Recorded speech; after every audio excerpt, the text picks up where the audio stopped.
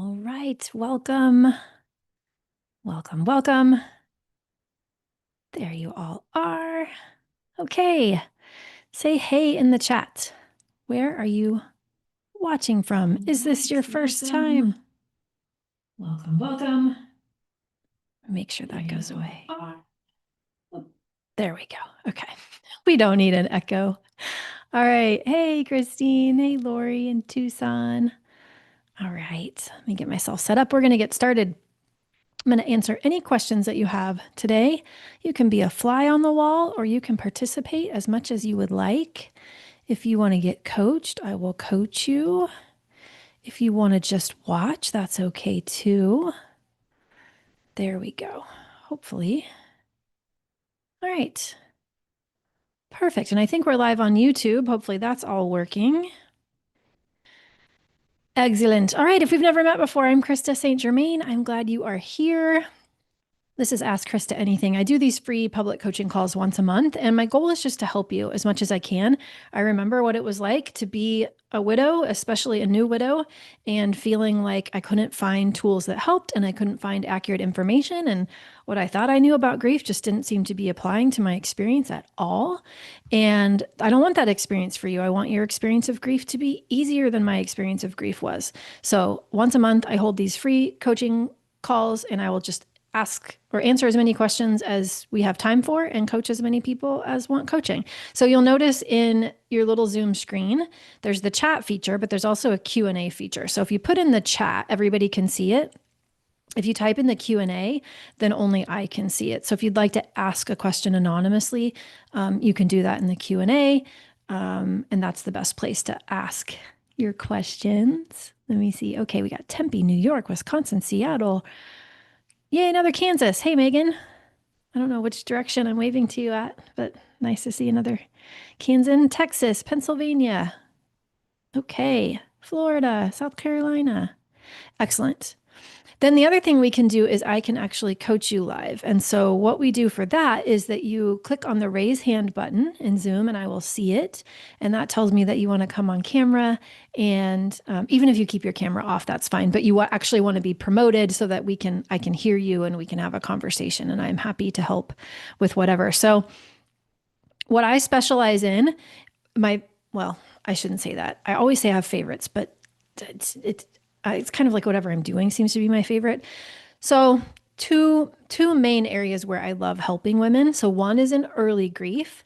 And that is when you're just kind of trying to figure out, like, it's really intense. You're not really thinking about loving life again. You're just kind of thinking about, how do I get through this and what tools help? And this is hard and how can it be easier? And so that is, kind of one place that we all pretty much immediately find ourselves in grief. Doesn't have a time frame on it necessarily. Sometimes we can be in that space long after the loss happened, but it's intense and it's overwhelming and it's hard and we're looking for it to be easier. That is my Grief Essentials program. That one, we just decided we're going to do a live round of that. I haven't done a live round in probably 2 years. It's been something you can participate in, but it's been all, evergreen pre-recorded. So I'm going to do a live round. We start July 7th. And then the other place that I love helping widows in is what I call the grief plateau, which is kind of that thing that we all go through that nobody really prepares us for, where we're back to functioning and we're doing okay, but we're not loving life again. We're kind of thinking that our best days are probably behind us. We're going to be okay. It's not terrible. It's just not great. And you don't want to settle for that, right? I love helping women who are in the place where they don't want that. They just don't know how to change it, but they're willing to do the work required of them to change it. They just don't know exactly how. So whether you are experiencing intense grief or whether you are kind of in that grief plateau, I would love to help you with all of that. Today, we will do it for 30 minutes and I'll help as many people as I can. So no questions will be dumb. Put whatever it is you want. Let me make sure I can actually see the questions. For some reason, that box is not available to me. Chat. Share, host, more, show captions. Oh, there it is. Zoom hit it. Okay, so what would you like to know? What would make your grief easier? Where is your grief harder than you would like it to be?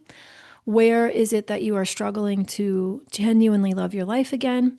What is it that if we could just wave a magic wand, you might change? Those are some of the questions that can kind of get things going. Hey, Lori.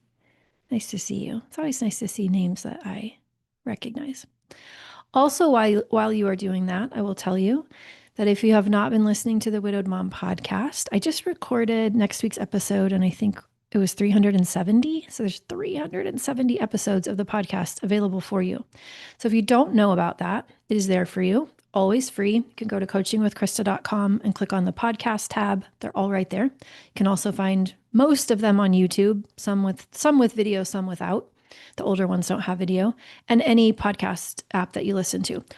Also, I would just want to say this.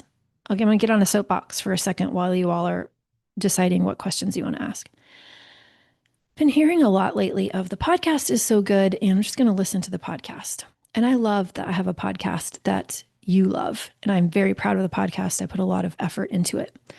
I really want to tell you, listening to a podcast is not anywhere near being in a program where you're actually applying what you learn. It is one thing to learn something conceptually and consume information. And that's good and that's helpful, but it is a completely different experience to apply that information and develop new skills and make changes. So if you're one of those people who have been telling yourself, well, I'll just listen to the podcast, okay, but I just want you to know there's a big difference. And remember, we have amazing scholarships for Mom Goes On, especially. So cost, a lot of those scholarship spots don't go taken sometimes. So I just want to say that. Okay. Okay, I see stuff in the chat. Okay, in the Q&A. My husband was killed in a car accident. I was seriously injured, but am doing better. The rest of the family were not hurt, and everyone says it was a miracle that we all weren't killed. How can I respond to that? Okay, so Anonymous, I think what I'm hearing is when someone says to you, it was a miracle that you weren't all killed, that probably is received and feels a little dismissive. Tell me if I've got that wrong. You can type that in the chat, but I think that's probably what's likely going on here. And if that's the case, man, I hear you. It's so common that people they just are so uncomfortable with our grief and our loss. They don't know how to be okay when we don't feel okay. And so they will say things that they are kind of hoping will make us feel better, because they struggle to be with us when we feel bad. So I think it's less about knowing what to say and more about knowing why they might say those things. Not because they should say those things.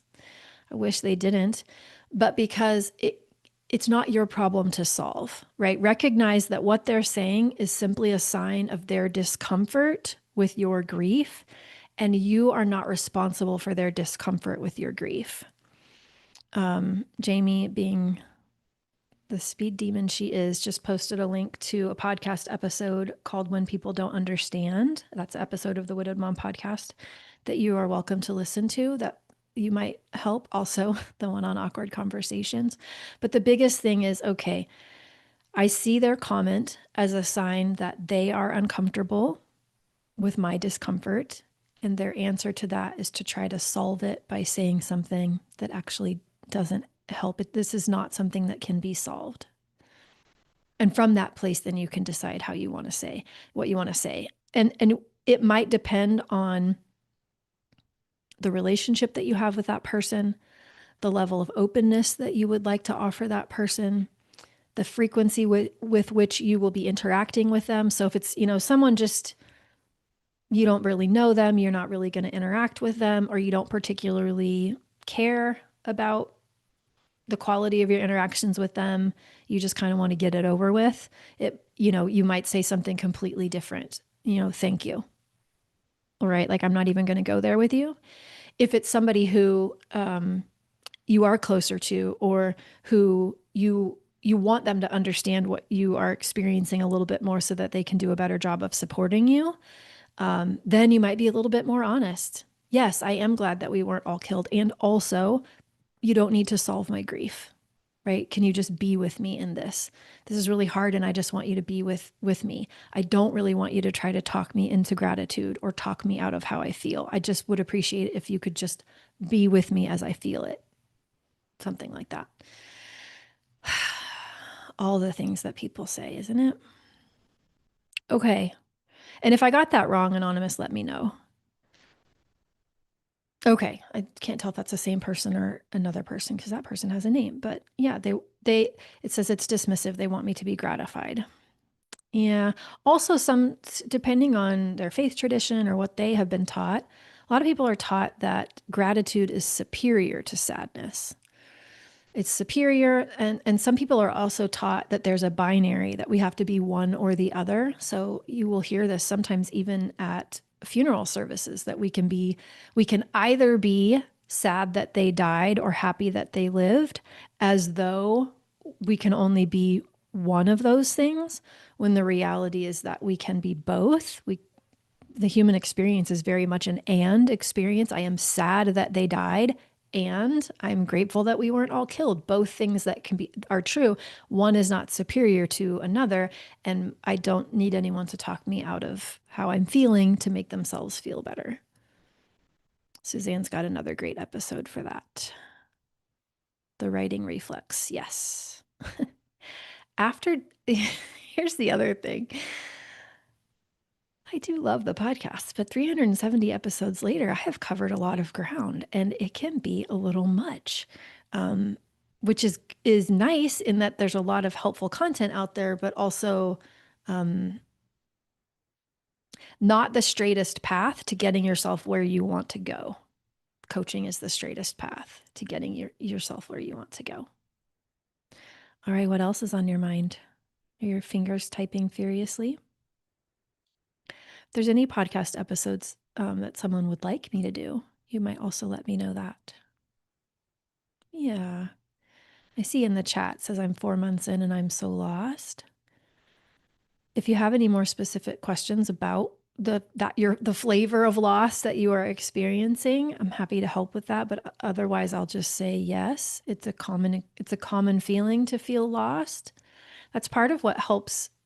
Part of what is valuable in early grief is, I think it's really three things. I think it's accurate information.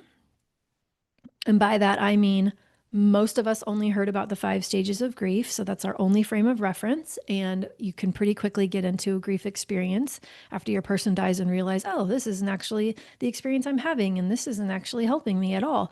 But we haven't really talked about any other grief theories. So how would we know, right? So accurate information. We also aren't really prepared for that, what you're describing, that lost feeling. We're not prepared for widow fog. We're not prepared for and don't understand what's going on in our body and what's going on in our brain. And so we tend to judge ourselves or create a harder experience of grief than is necessary if we actually had accurate information. I think we're getting better, but there's a lot of still room for improvement. I also think it's really important to have a community, right?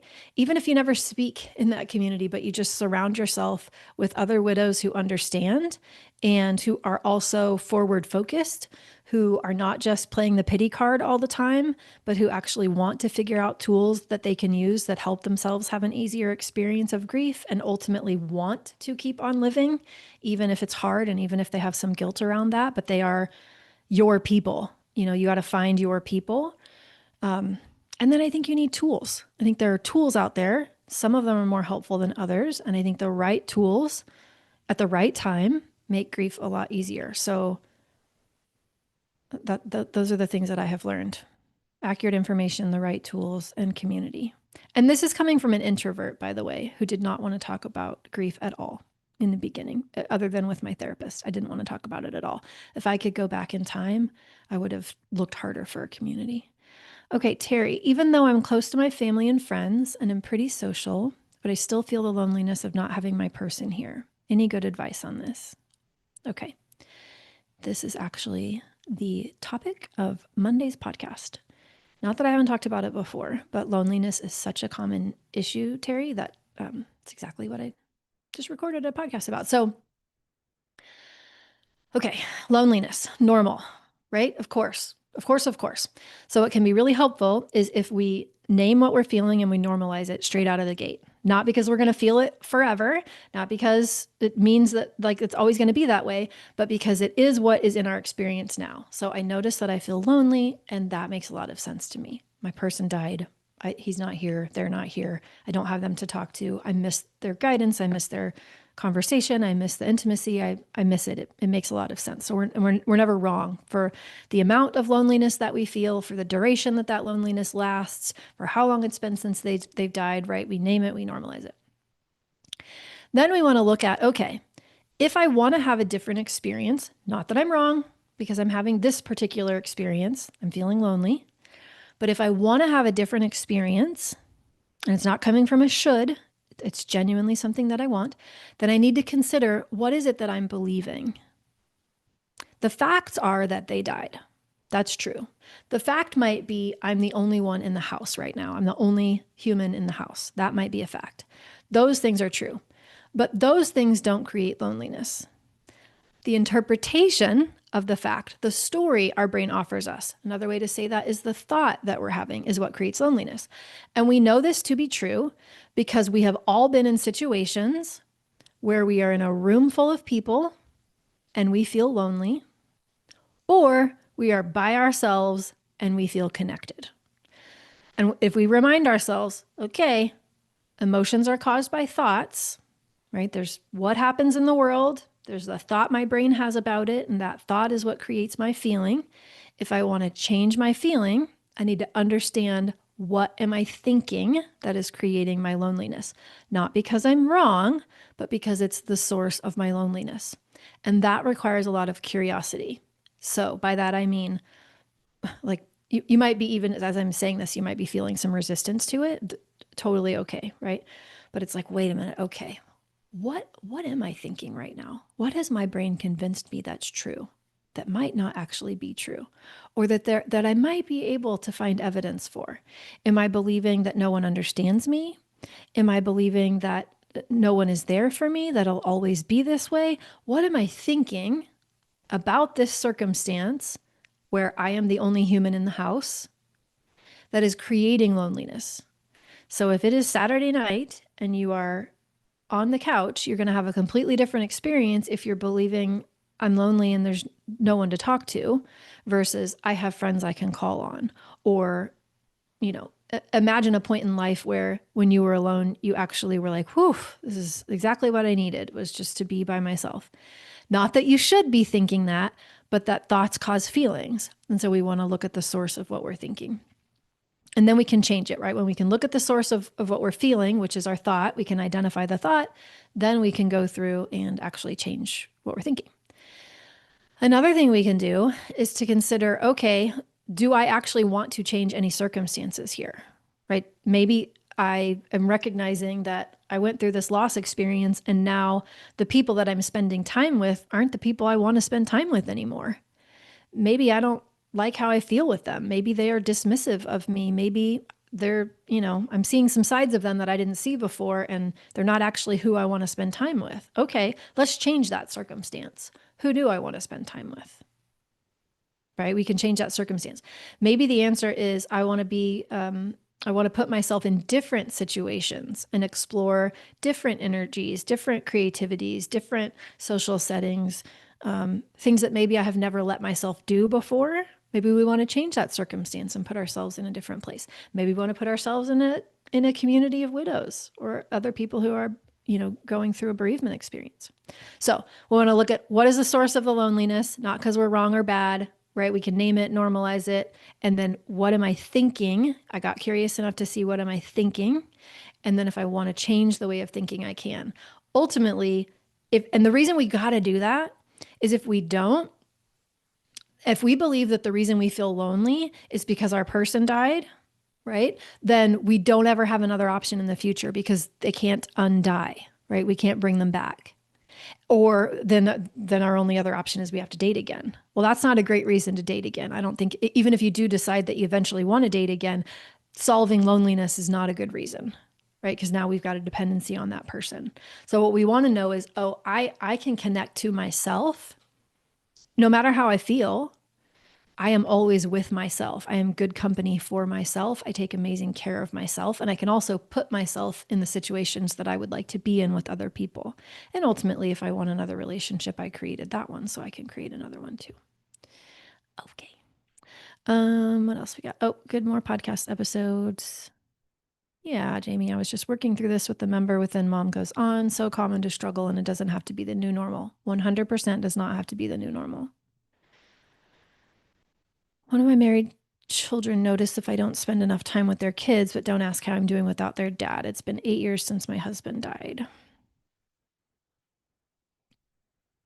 Yeah, Lori, I don't know if there's a specific question you have there, but relationships with grown kids can be just as challenging. Okay. And then, okay. And going back to just what someone else put when we talked about I'm 4 months in and I'm so lost. And she wrote, yes, the widow fog and the overwhelming feelings. Yeah. So we just want to normalize the widow fog. It's not anything that you've done wrong. Kind of got to laugh about it a little bit. Know that it's temporary. It's going to go away, and get some systems in place while we still have it, so that, if we're forgetting things or it's taking longer to process or make decisions, that's a lot of, we cover that in pretty good territory in Grief Essentials, but I'm sure I have a podcast episode on some of that too. And the overwhelming feelings is about learning the skill of feeling feelings. So various ways to do that. Name, open, witness. The now process is a pretty good one. We want the muscle memory that when an intense emotion comes, we know how to support ourselves and our nervous system so that we can create enough safety in our body to be able to let that flow through. And that is just something we do with practice, for sure. Nobody ever likes me when we do it, but they appreciate it when they've done it. Okay. All right, I'm not seeing any more questions. We don't have to stay the whole 30 minutes if you don't have anything. Okay, I will tell you one more time. So Grief Essentials is open. First time in a couple of years. Yeah, you're so welcome, Terry. I hope that helped. We start July 7th. Early bird pricing is available. Jamie will pop the link in the chat. Mom Goes On is we are enrolling for July, our July group. And the process for that is that you actually do have to answer some questions. So Jamie will pop the link in the chat. Oh, I see some more questions. Cool.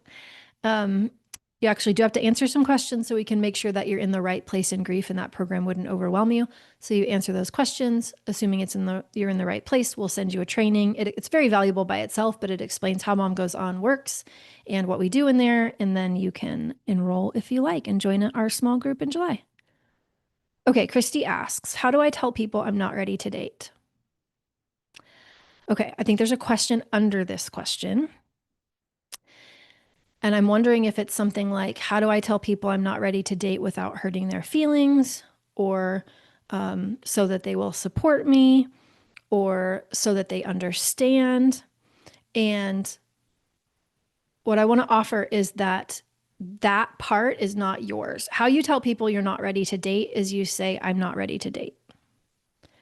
What makes that hard is when we think we're supposed to get them to feel some kind of way about it.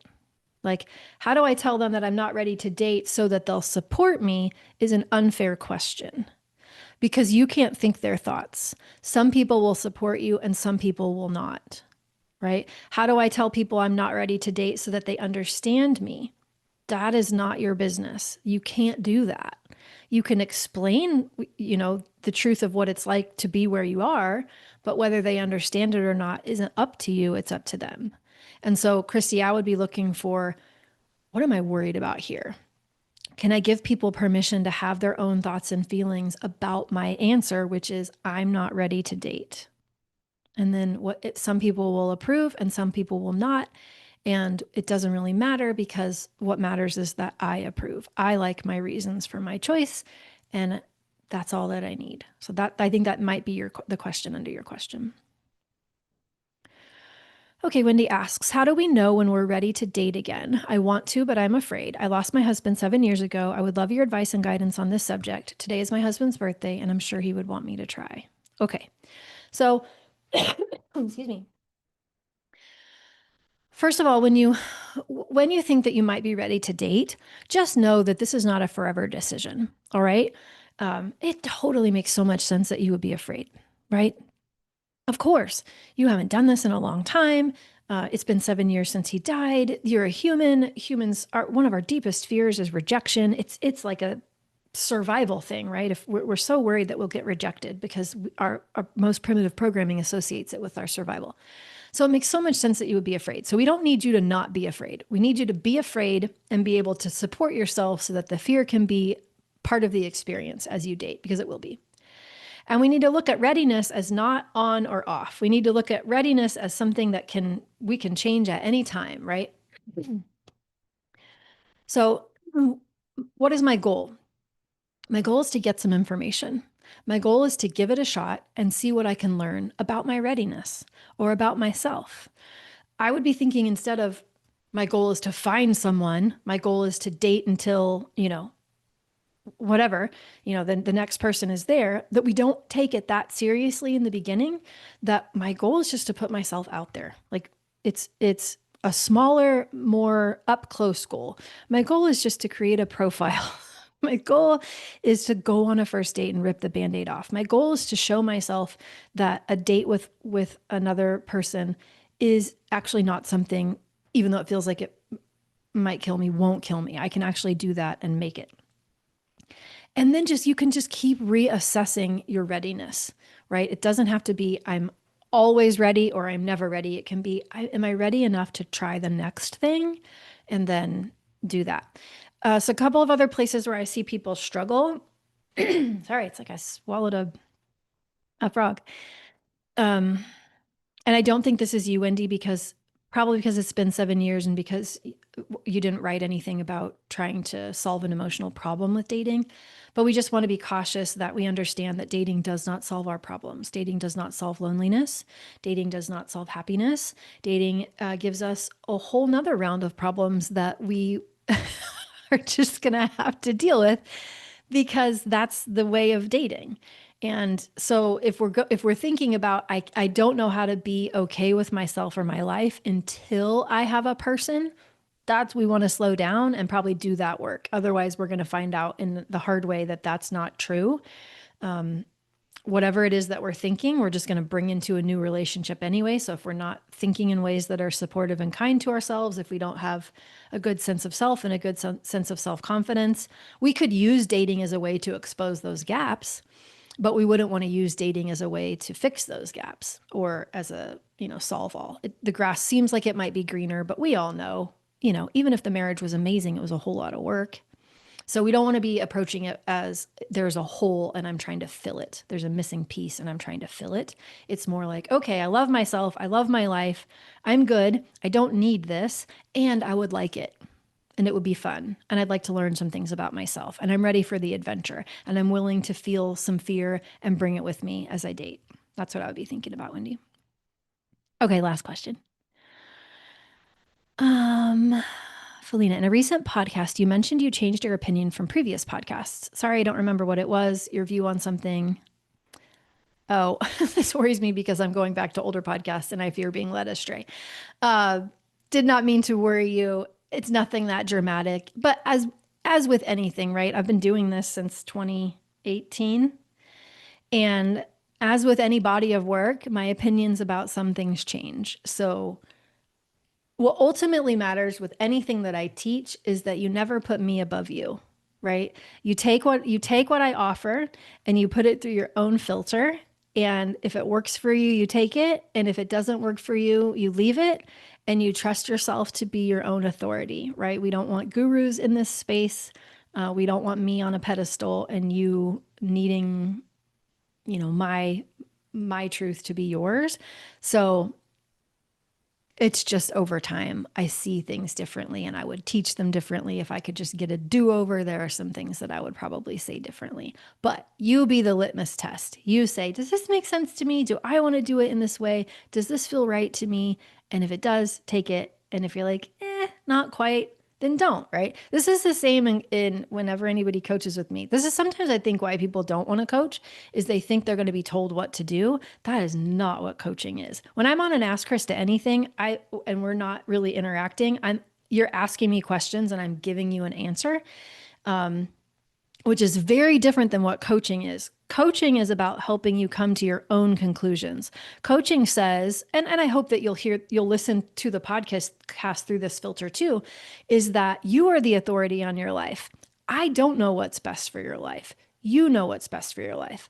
So coaching is about, can I figure out what obstacles are in the way for you of accessing your own wisdom, your own knowing, your own right path, and help get those obstacles out of the way so that you can live the life that you want to live, recognizing that I'm just like the guide on the journey, not the authority on the journey. So sorry if I scared you.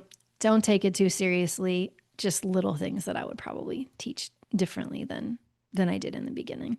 I think I will say, here's what I will say. One other thing. I have noticed a shift for myself in the way I use the tools. So and this is kind of like even before I became a coach, as I was learning a lot of the things I was learning, as I was deciding to become a coach, I think I was still probably in a much more kind of proving energy of buying into, productivity is worthiness, and we want to do, and we want to accomplish, and we want to present that outside thing that you grew up thinking you were supposed to be, or, whatever. It's like a lot more surface level socialized desires and using the tools in service of those desires. Whereas now I don't see it that way, right? I see it as, okay, what is my unique vision for my life, where it goes next, and my values, and how can I live into that and use the tools in service of that? And that doesn't mean talking myself out of emotions or thought swapping, right? That doesn't mean, oh, I noticed that I'm feeling this emotion that I would describe as negative, so I'm going to flip it around and try to think something positively. No, I think I probably came into coaching with that energy. Oh, if thoughts cause your feelings, well, I just don't have to feel stuff I don't want to feel anymore. I'll just look on the bright side. Okay, that's not what I think is the highest use of the tool for me. It is, how can I create a softer experience for myself to have the human experience? How can I come to my own rescue, aid, support, be compassionate with myself, so that I can feel the feelings that are meant to be a part of my human experience instead of trying to talk myself out of them. So some of those kinds of things. Okay. All right. I think y'all are just interacting in the chat. Yeah, I don't think those are any questions for me. I think you're just going back and forth. Love it. All right. So Grief Essentials will start soon. Early bird pricing is on through July 5th. No, sorry, June 30th. Early bird pricing ends June 30th. If you would like to join us for a live round, 8 weeks, for people who are in intense grief and you're looking for grief to be easier. If you're in a spot where you're doing okay with grief, but you don't love your life and you want to, and you're willing to do the work to make that happen, that's Mom Goes On. And so for that, you fill out the questionnaire. We'll send you the training video. You can see if it's for you. Okay? Okay. All right. I love you all. You've got this. Take care.